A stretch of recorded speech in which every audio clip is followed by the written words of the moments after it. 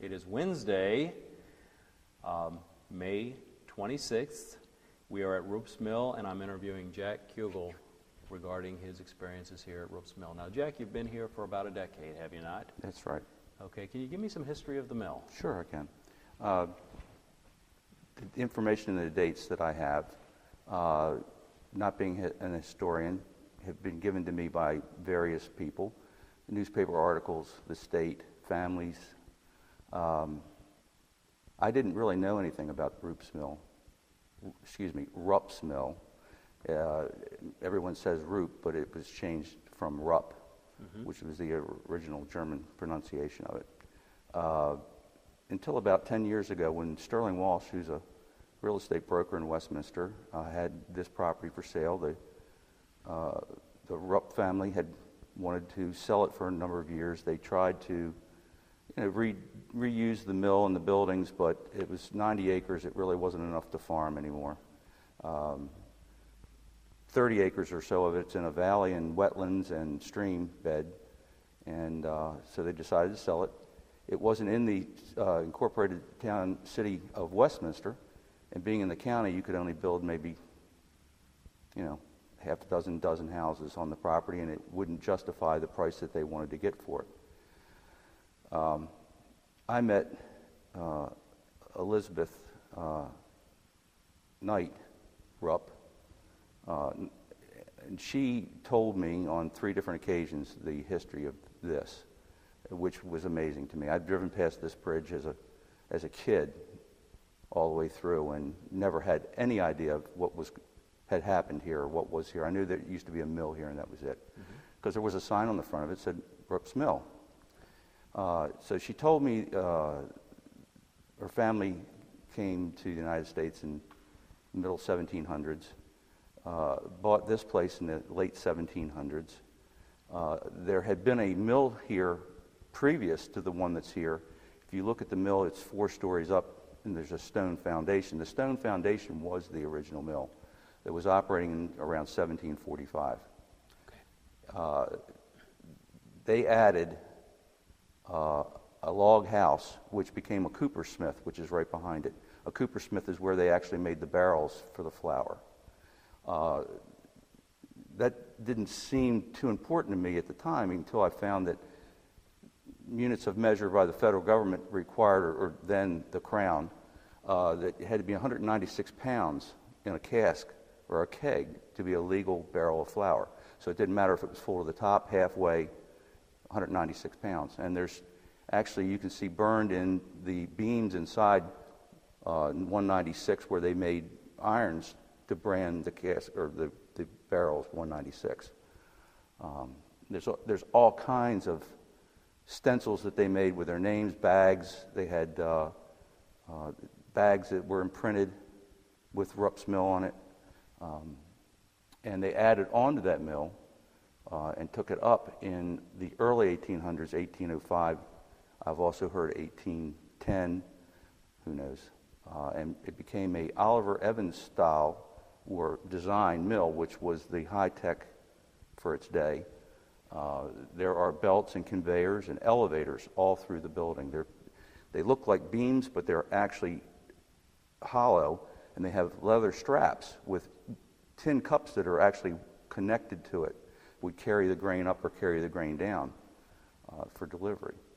The stone house was built somewhere around 1797.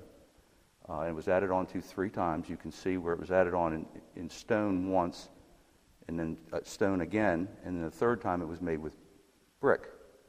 Now, Jack, for those people who live in the community or here close to Westminster, the mill is actually located right off of 140 going out towards Tawnytown, right past, I guess, Meadow Branch Road, isn't Yes. it? Mm-hmm. And it's the large 4-story brick building as you're going towards Tawnytown on the left-hand side. Yes. Now, the stone building that you just referred to is behind that? Just barely, you can see it. Mm-hmm. So And really, it's actually a pretty large house. And that was the house. Was that the home of the family? The first house was the log cabin that was there. The second house was the stone house, was built shortly thereafter. The next house that they built was the one that's right up here, which is about 150 yards further towards Tawnytown, which there's a day spa there now. In the back here is a reception hall for Okay. weddings and Now, get-togethers. that's the newer part of the house, but that's across the creek then? Yes. From the first That house? was built, and the bridge and the house was built during the Civil War. Okay, so we have one, the mill itself, from the 1750s, you say? The mill was in the 1745-ish, Okay, prior to the Revolutionary War. right. And then during the Civil War, they built the house on the other side of the stream. Yes. Very interesting. You told me earlier that they got most of the stones from right here from the farm. There's a quarry that's behind the mill that you can't see. It's about 40-plus feet deep, and it's about a half acre. And they hand quarried all the stone that you see for the foundations, for the house, for the bridge. And you also mentioned that they got the clay from the location here for the brickwork. Yes, they did. It was all Algonquin clay that was dug from the bank here, and they were made by hand here. Fascinating. Tell me a little bit about the bridge. The bridge, the Roops were all, engineer types, some educated engineers, some by trade. That bridge, I was told by 3 different family members separately, that it's the exact same mathematics were used to build that suspension bridge as were used to build the Brooklyn Bridge. Now, if that's true, and I believe that it is, then the Brooklyn Bridge was modeled after that, because that bridge was built 15 years before the Brooklyn Bridge. No kidding. So I don't know how to find out about that or prove that. If you would like to pass that story on and get it going, I'd appreciate it. Okay. Especially if it's true. I don't know. I cannot imagine why they would spend that much time and money. I mean, I don't know what it costs. I know what it would cost today. They had to be pretty serious about not wanting to get their feet wet. Right. I don't believe that bridge was all that necessary, except that they wanted to build it. Because if you think about taking mules or horses and men and quarrying that, you look at that bridge again and you look at all that stone and how big they are, you had to be pretty darn serious about wanting a bridge. Absolutely. Where did the metal come from? I don't know. Who made that? I don't know. But I think that was more of I call it a 1968 Camaro. You can't bring one home to your house unless you convince your wife that you're buying it to fix it up to sell it to make money. Right. And so if she says yes, then you're going, yes, and you bring it home. I think that they wanted to build it. They said they needed to get over to milk cows in the morning, and their wives said, oh, okay. And then they went, okay, and they built it. Now, you mentioned that there was a working dairy farm there behind the mill. Was it also a working mill at the same time? Yes. Okay. That was one of the very few mills in the region that had 3 millstones. 3, not 3 different types of milling, but 3 millstones. They all came from France. French burr was the finest you could get. How they got them from the Baltimore Harbor to here, I don't know. They're massive and they're very heavy. How they got them up to the 2nd floor, I don't know. Like I said, there's an elevator in there, believe it or not, that actually Roop would pull bags up to the doors, Right. and they would pull it in or send it back out. There was a scale in there that they weighed livestock for 10 cents a piece. They weighed your grain when you brought it in, because farmers didn't make their own flour. Right. They would bring it here once a week and have it made. It was very perishable. It had no preservatives in it. It wouldn't last much more than a week without getting, deteriorating. Right. So they would bring their grain here, and they all had bins that had their farm's name on it. So when you wanted flour, they took your grain, because your grain was better than the farmer down the street, and his was better than, everyone had their own opinion. Right. And you wanted to make sure you got your stuff. And when they did grind a barrel of flour, the very first dish, the miller's dish, is a wooden dish. As a matter of fact, it's on loan at Union Mills. The miller got to dip into the grain first and take his share, which was approximately 1/10 Okay. of a bushel. Plus they charged to grind it and then bag it. There was also a cider mill. There was also a sawmill. They had an ice house here. They used to cut ice out of the dam and save it. Would last 4, 5, 6 months. They had a milling shop here, like I said, Coopersmith, where they made those things. All the wood that was used over there was sawed here, cut here, and you can tell that the age of when it was cut by the way it's cut. If you look at, like in the ballroom here, if you look at that wood, you'll see that it has straight lines in it. Right. That was cut on a sash saw, which was on a yoke that went straight up and down, and not much faster than that. Okay. It was a very slow process. They would pull a log through it, the rails. That I still have the saw. It doesn't operate, but I still have that. And then you see the ones like on the other boards that are over there that are circular. That was cut on a circular saw, at the time, very fast. Today, very slow. Right. So they also farmed 200 acres. They had a working dairy farm. Do you have any idea of how many cattle they had here or how many cows they had here? I would say at least 50, because there's like 30, 40 some stanchions over there. Okay. I don't know for sure. So it was a very active dairy farm and a community mill. Okay. What's the name of the stream that goes through here? The Meadow Branch. Okay, that's the Meadow Branch stream, and that's what powered the mill. All the mills that provided the power. Yes. Right. It was on the other side of the road. There's actually a dam there. Right. Impoundment dam. Okay. They had a valve in there that changed the direction of the Meadow Branch. When they wanted to run the mill, they turned the valve and the water changed directions and came down through the mill race, came through the building, Okay. and then down to the Meadow Branch. There's a huge stone arch in the bottom of the mill. The road covers it now because in 1958, the state of Maryland raised 140. Right. And when they raised it, their driveway was now 30-some feet lower, so they wouldn't have this dip. They raised that. Right. But the water used to run through there. Okay. They had a valve at the top because they didn't. A lot of people think mills just ran all the time. They did not. Yeah. They only ran when they were working, maybe an hour or two a day or 3 a day. Right. Because everything wore out, they had to be greased, lubricated. Sure. But that's it's interesting because all that water in that, believe it or not, and there's only one other that I know of in the state of Maryland, and I have a document, hand-quilled document from the 1700s. The Roops owned all the water. They had a deed of water rights that was actually filed and taxed. And they passed, when I purchased that was transferred to me. I own all the water in the Meadow Branch. Amazing. Yeah. I don't know what I'd do with it, but No. Well, it's hard to keep. yeah. Now, how large was the area of dam? Right now, it's just a stream that runs It was through. 8 acres. 8 acres of water was backed up then that gave them a consistent supply of power for the mill. Yes. And they would, like I said, it would divert. It's an optical illusion. When you look at it from the mill, the dam looks like it's lower. But in fact, that dam is elevated higher. And you can look at it all day. I know I've looked at it 100 times.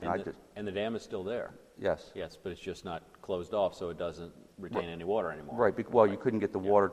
You couldn't get the water without going under 140 again. Right. The mill was almost torn down, and there was a huge fight between the state and the family because they wanted to. That's why 140 takes that weird bend there. Right. They wanted to make it straight through there. That's why the road is so close to the mill. And So this was in the late 50s. 58. Okay. Yeah. Governor, I believe it was McKeldin, stopped it and allowed them to change the direction of it. Yes, because I know that 140 runs right, I mean, you can almost reach out and touch the mill. You're Yes. so close. It's probably 25, 30 feet to the edge of the mill. Well, at one time in the early 1800s, the Carroll County government and the family owned a toll gate there, and they collected tolls to cross through there.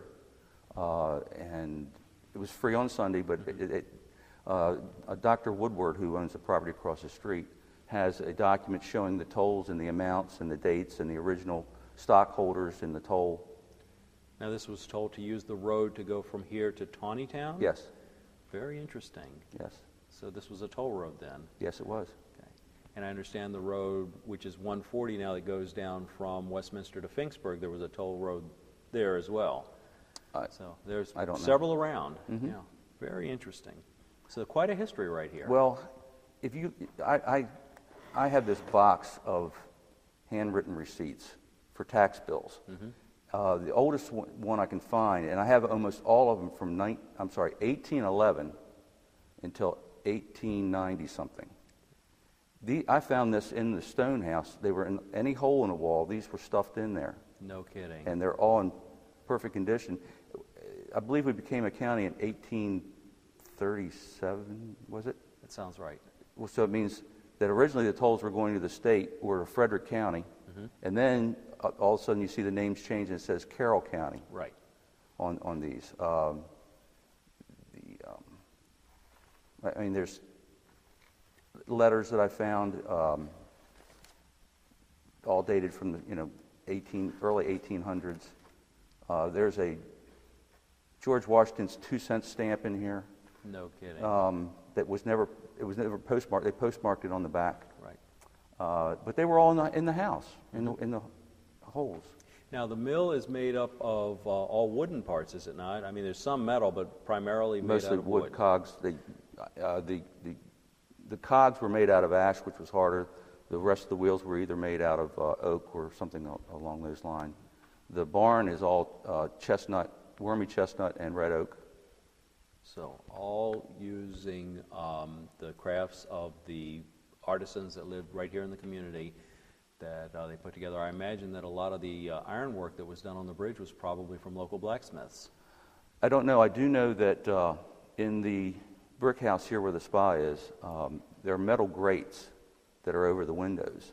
And they were made by a Reinhardt, who was a world-famous sculptor, who has a statue at Johns Hopkins and at the U.S. Capitol. Wow. He also made the metal shroud for the fireplace up at Antrim. So I don't think he made those things because they appear to be machine woven. Right. But I know that like there's a fence up here that was handmade, and I believe it was probably made by that person. Very interesting. So when did it stop being a mill? At what point in time did we stop having our own 1919, Okay. and then they tried again with tractor power in like 1950 something, but the tractor unbalanced the stones and they would have worn out very quickly. Right. Water.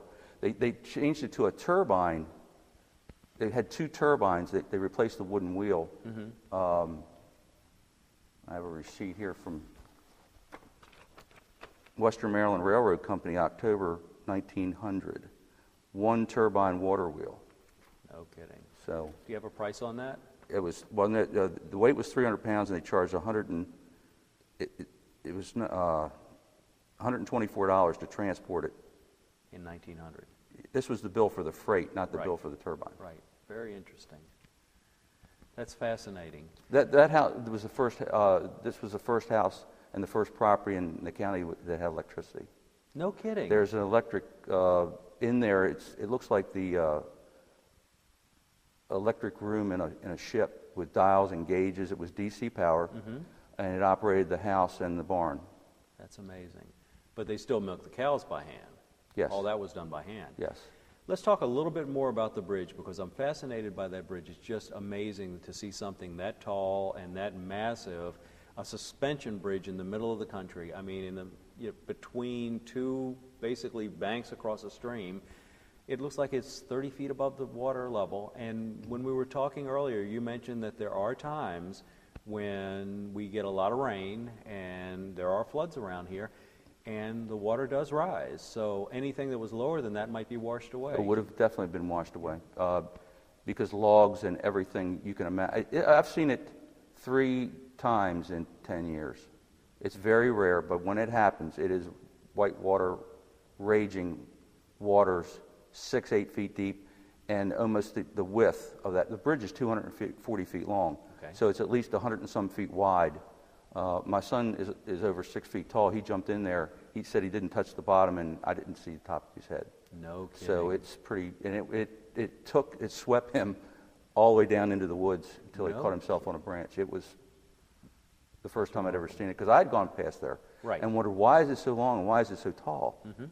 But if you ever see that, you'll understand that if they hadn't, the first time it flooded would have been the last time. So the family that lived here had enough experience in this area when they built the second house, they realized that if they were going to build a bridge, it would have to at least be that high and that substantial in order to survive. Well, I had about 75 years experience living in that house or in this house to know that. Okay. And that, of course, even when the road wasn't raised, I mean, the state put a pipe underneath there that is probably 9 feet tall and 15 feet across. I mean, it's a huge metal pipe, and it fills, you can't see through it when this happens. It's that much water. That's fascinating, Jack. So now Roop's Mill is used for a variety of things. You have, you've basically refabricated the place since your purchase, and you do weddings here. Yes. And a variety of other things. Can you talk about that a little bit? Sure. There's a bridal shop. There's a day spa. Okay. We do receptions. There's going to be a photography studio here later this summer. Okay. And I'm going to rehab those buildings over there and readapt the use over there when the new entrance comes in about 2 years, hopefully. There's going to be some houses built on the side. That'll give me a viable entrance. Right now, the entrance is only wide enough for me to put a bed and breakfast in or to do some receptions over there, simple things. But when that entrance comes, I would like to really... Those barns are disappearing across the face of this earth. They're just disappearing, and I would like to reuse that for a good reason, a good purpose. Well, we do that in Carroll County already. At the Farm Museum, they have barns that are used for receptions, and I suspect that we could do that here as well. It's wonderful what you've done with the place, and I'm glad to see that you're thinking about expanding it and making it even larger. Are there any plans to rehab the bridge? All these buildings except this one, which my son and I built 8 years ago, are all on the National Historic Registry. Right. Right now, you can go out to the first piling of the bridge for photographs for wedding parties only. I had always intended to finish the bridge end to end. I have a photograph that was given to me by the Barbara Lilly at the Historical Society, and that's what the bridge looked like in 1928. And you can see that's the Roop children or family members on it. I don't know if you can see that. I can see that. Can you That's see how low the road is? I That's do. where it was, and now it's about 30 feet plus higher. Above, yes. Yeah. I know how to complete that. You have to complete it end to end and come to the middle. You can't start on one side and go. I think it's going to be more of a liability if someone gets out there and does something stupid on it. There's no handrails on it. Right. To put handrails on it would change the character of it. Absolutely. So I think what I'm going to do is I'm just going to repair it and fix both sides so you can go out to a point, but you can't cross. I have actually crossed that bridge with boards. Right. And it sways and it moves and it bounces. Yeah. And Actually, probably the George Washington Bridge sways and moves and bounces, but you can't tell it because you're on a car and there's so much mass. well, you can definitely tell on that one. Yes. You have to really want to be on it to go across it. That's fascinating, though. It'll be good to see it in any type of reconstruction, and it's wonderful what you've already done with it. It's, as far as I'm concerned, a landmark in and of itself here in the county. I can't think of any place else that there's a suspension bridge that's on a private piece of property that's 200 feet long. It's remarkable. Well, my whole family's been involved, especially my son, in trying to preserve this. My daughter's been involved, my wife. When I approached them 10 years ago about this, there were plans to take all these buildings down and build. You could build about 30 houses here. Right. And I didn't want. After I had learned about what was really going on and had gone on here, I just couldn't do it. Wouldn't do it. It was a foolish financial move to make. I'm glad I did it. There's too much history here to lose. There's more history here than everywhere else in this county added up together. Now, we have a working mill at Union Mills Homestead, which isn't far away from here. You've loaned some of your equipment to the Union Mills Homestead so that they can have that working mill. It came right out of the mill here. Do you have any plans in the future to open that mill up and maybe have walking tours through there so people could see some of the history, or what are you thinking about for the mill itself? Mills are a money pit if they're museums. Right. The county supports Union Mills. If the county didn't, I mean, the place is a tremendous success. Oh, absolutely. But if it wasn't supported by the county, it wouldn't happen. That's true. There's no grants, loans, private organizations. If there were, I'd be glad to talk to them. I anticipate a restaurant in the mill. Okay. It's about 9,000 square feet. It's a pretty good-sized building. It's a gorgeous. Inside of it is phenomenal. How beautiful it is. And you'll try to preserve as much of the history as you possibly can, so that people who are dining can look up and see, as you pointed out, the 196-pound markers for the casks of And the flour. elevator that's in the top. You know, everything would. I mean, I'm not taking the stones out, the 3 millstones, but everything else. You know, if it's in the way, could be hung from the ceiling and displayed. Everything wouldn't be able to be displayed. Right. But a lot, I would like to have people be able to see that, because the first time I went in there, the miller's gloves were sitting on the barrel at the door, and it looked like he just went to supper and was coming back. Everything was in there. His gloves were sitting exactly On a barrel at the door. where he had left them when he walked out after finishing a day's work. Yes. And how long do you think that had been? 1950. That would have sent chills up my spine to see something like that. That's like walking back into history. Yes. Fascinating. Well, Jack, it's been a real pleasure talking to you. Have you got any final message for the residents and citizens of Carroll County about Roop's Mill? There are articles available if they're interested. I would love to be able to have that operating where people can come and see it for a commercial purpose. I'd like to keep this valley the way it is as best I can. There's another concrete bridge back here you can't see that you can drive over. Wow. Was built in like 1905. I'd like to connect these two properties maybe by golf carts or walking areas. I'd like to see maybe I don't know if you're familiar with Cross Street Market, but I'd like to see a Cross Street Market kind of thing in the barn. It's a bank barn. It's 2 complete floors. Right. Or a reception hall. I'd like to see a bed and breakfast in the Stone House. I'd like to see a restaurant in the mill. And in the Coopersmith, I'd like to see a bakery or a florist. Fantastic. Something like that. Quiet, easy, ties in with the spa that's here, that's doing a phenomenal job here. The dress shop, of course, is open. And we do about 40 weddings a year here. Okay. So it's not a busy place. I don't want it to be Right. that busy. But a way to tie a business together to the heritage of the community and to try to preserve as much of the culture that already exists here so that people can come and enjoy it. I would like that very and much. appreciate it and respect it. I would like that. That's a wonderful goal. Jack, it's been a real pleasure talking to you today. My pleasure. Thank you so much. I wish you all the success in the world.